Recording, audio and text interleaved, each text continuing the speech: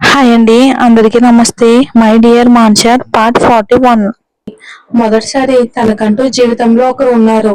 ఆ మనిషి పూర్తిగా తనకే సొంతమన్న నమ్మకం అర్జున్ కళ్ళు ఇస్తూ ఉంటే అర్జున్ గుండెలో ఒదిగిపోయి ఇన్నేళ్ల తన బాధ అంతా తీరిపోయే వరకు తనువు తీర ఏడవాలని ఉన్నా కష్టంగా తనని తను కంట్రోల్ చేసుకుని మౌనంగా ఉండిపోయింది స్నేహ.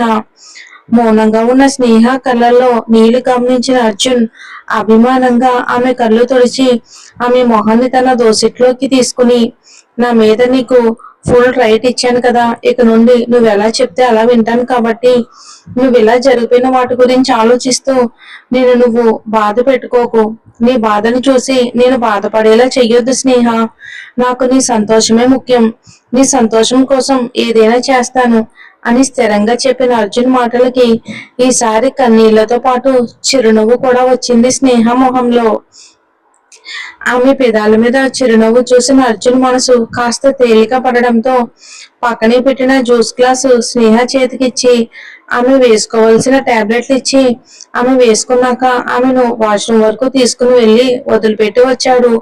కాసేపటికి బయటికి వచ్చిన స్నేహను జాగ్రత్తగా తీసుకుని వెళ్లి బెడ్ మీద కూర్చోబెట్టబోతూ ఉంటే, అర్జున్ గారు కాసేపు కూర్చుంటాను అని స్నేహ ఇబ్బందిగా చెప్పడంతో ఆమెను తీసుకెళ్లి సింగిల్ సీటర్ కౌచ్ లో కూర్చోబెట్టి తను ఆమె ఎదురుగా మోకాళ్ళ మీద కూర్చోగానే స్నేహ కంగారుగా, అర్జున్ గారు ఏంటిది, లేవండి అని అంది స్నేహ. అర్జున్ ఆమె మాటలు ఏమాత్రం లెక్క చేయకుండా ఆమె చేతులు పట్టుకుని సూటిగా ఆమె కళ్ళల్లోకి చూస్తూ, నాలాగే నువ్వు కూడా నా ప్రేమను రియలైజ్ అయ్యాక అర్థం చేసుకున్నాను. నువ్వు నా కోసం చేసే ప్రతి పనిలో కూడా నీ ప్రేమే కనిపిస్తుంది స్నేహ. నా మీద ఉన్న ఇష్టం కనిపిస్తుంది.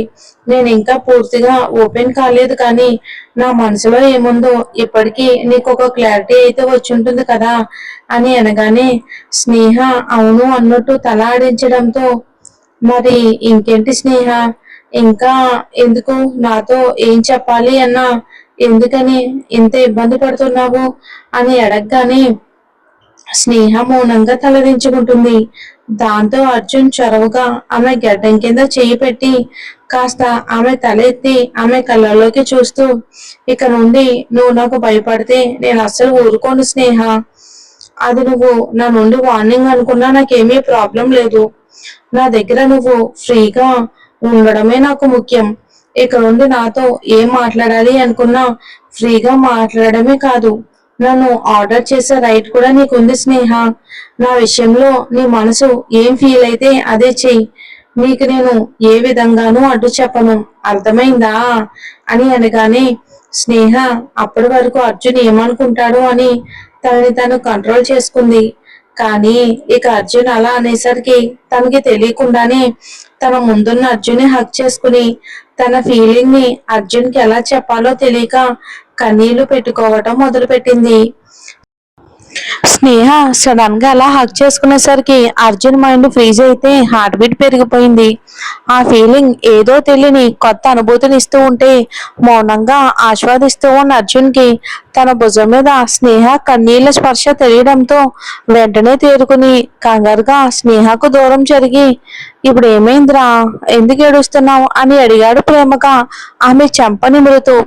అర్జున్ దగ్గర నుండి మొదటిసారి అలాంటి లాలన రుచి చూసేసరికి స్నేహకు చాలా సంతోషంగా అనిపించడంతో ఏం లేదు అన్నట్టు తల అడ్డంగా ఊపడంతో అర్జున్ కాస్త రిలాక్స్ అయ్యాడు.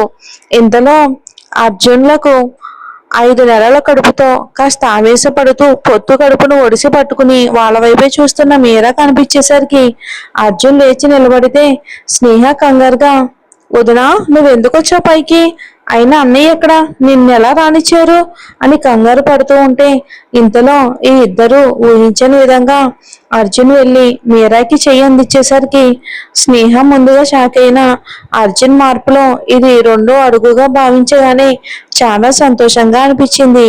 మీరా మాత్రం షాక్ లో అర్జున్ చేతిని మార్చి మార్చి చూస్తూ స్నేహాను చూసేసరికి ఆమె కళ్ళతోనే చెయ్యి అందిమని సైగ చేయటంతో మీరా కన్నీళ్లతో నవ్వుతూ అర్జున్ కి చెయ్యి అందించింది.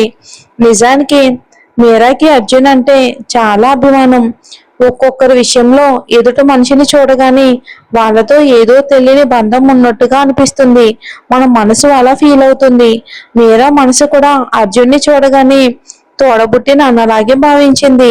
అందుకే గోకుల్ మీద ప్రేమతో పాటు అర్జున్ మీద అభిమానం అలాగే పెరుగుతూ వచ్చింది. పైగా అన్ని అవాంతరాల తర్వాత అర్జున్ తన ప్రేమను అర్థం చేసుకుని తన గోకుల్ని తనకిచ్చేసినందుకు మీరాకి అర్జున్ అంటే అభిమానం మాత్రమే కాదు, గౌరవం కూడా పెరిగింది. కానీ అర్జున్ స్వభావం ప్రకారం ఎవరిని దగ్గర రానియకపోవటంతో మీరా కూడా ఎప్పుడు అర్జున్ కి ఇష్టం ఉండదు అని అతన్ని ఇబ్బంది పెట్టే ధైర్యం చేయలేదు. అలాంటిది ఇప్పుడు అర్జున్ తనంతట తానే అలా చెయ్యి అందించేసరికి నమ్మలేకపోయింది మీరా. అర్జున్ జాగ్రత్తగా మీరా చేతిని పట్టుకుని మరో చేత్తో సున్నితంగా ఆమె భుజం చుట్టూ చెయ్యేసి జాగ్రత్తగా స్నేహ దగ్గరకు తీసుకొచ్చి కూర్చోబెట్టాడు. అర్జున్ స్పర్శకే మీరా భావోద్వేగంతో కళ్ళల్లో నీళ్లు తిరిగితే అతను తనని అంత కేరింగ్ గా చూసేసరికి ఆ సంతోషం రెట్టింపయింది. మీరా మాత్రమే మనిషిలా కనిపించేది. కారణం గోకుల్ కోసం తన ప్రాణాలు పణంగా పెట్టి మరీ అతన్ని కాపాడుకోవటమే అర్జున్ మనసులో ఆమె మీద అభిమానం ఏర్పడేలా చేసింది. కానీ అర్జున్ ఎవరి కోసం తన ప్రవర్తన మార్చుకునే వ్యక్తి కాదు కదా. అందుకే మీరాతో ఎప్పుడు మాట్లాడే ప్రయత్నం చేయలేదు. కానీ మీరా గురించి గోకుల్ ద్వారా తెలుసుకుంటూనే ఉండేవాడు. అర్జున్ ఎవరికైనా మన అని భావించిన అతని స్వభావం ప్రకారం ఆ ఇష్టాన్ని అభిమానాన్ని చూపించడు. కానీ గోకుల్కి తెలుసు కాబట్టి మీరా గురించి అడిగిన ప్రతిసారి సంతోషంగా ఫీల్ అయినా అవేమి మీరాకి చెప్పేవాడే కాదు. ఎందుకంటే అర్జున్ లో మార్పు రాకుండా అదంతా చెప్పినా ఎలాంటి ప్రయోజనం లేదు అనుకున్నాడు గోకుల్. అందుకే ఇవేమి మీరాకే తెలియదు.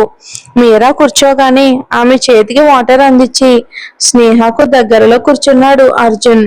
మీరా వాటర్ తాగి కాస్త స్థిమిత పడ్డాక గోకుల్ పనుంది అని బయటికి వెళ్ళాడు. స్నేహ తన కోసం వెయిట్ చేసి చేసి తను ఎంతకీ రాకపోవటంతో నేను నిన్ను చూద్దామని వచ్చాను, ఇప్పుడు ఎలా ఉంది నీకు అని అడిగింది.